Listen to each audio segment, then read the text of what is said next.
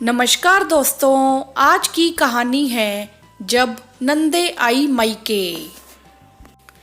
मीरा की शादी के बाद पहली बार गर्मी की छुट्टियां आई और मीरा का डर के मारे बुरा हाल था। अब आप सोचेंगे कि गर्मी की छुट्टियां आई तो डरने की क्या बात, पर वह क्या था ना कि मीरा की 4 नंदे थी और छुट्टियों में वह चारों मायके आने वाली थी। मीरा सोच सोच कर परेशान थी कि नंदे वह भी 4 पता नहीं कैसा व्यवहार करेंगी मेरे साथ।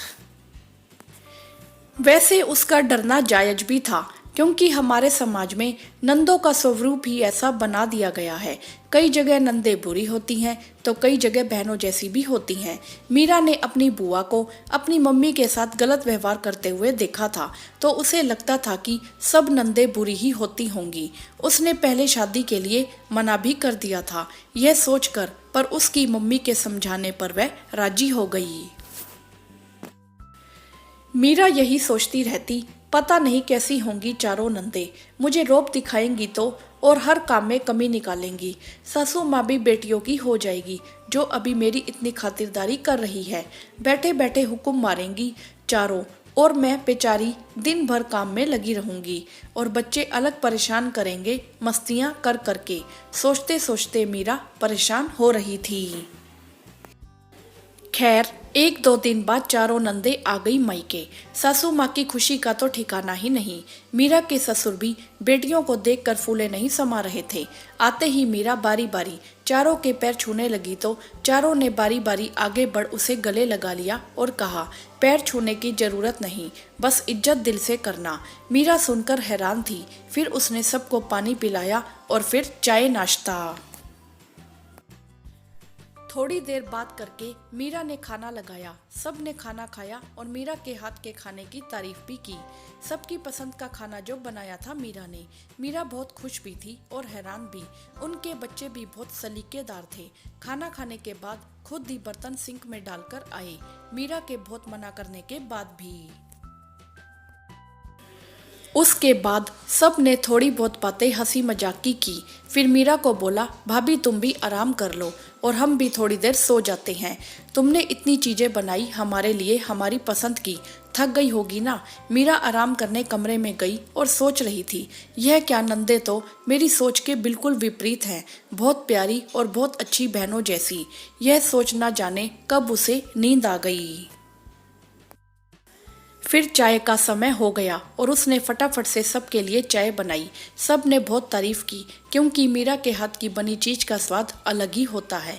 उसके बाद चारों नंदों ने उसे साड़ियाँ और तोहफे निकाल कर दिए, जो वह मीरा के लिए लाई थी। मीरा ने लेने से मना किया। फिर सासू माँ बोली, इतने प्यार से लाई हैं तेरी नंदे, रख ले बेटा, तू तो वैसे भी छोटी है, तेरा हक है। सुनकर मीरा हतप्रभ रह गई। उसने तोहफे रख लिए और नंदों को धन्यवाद दिया।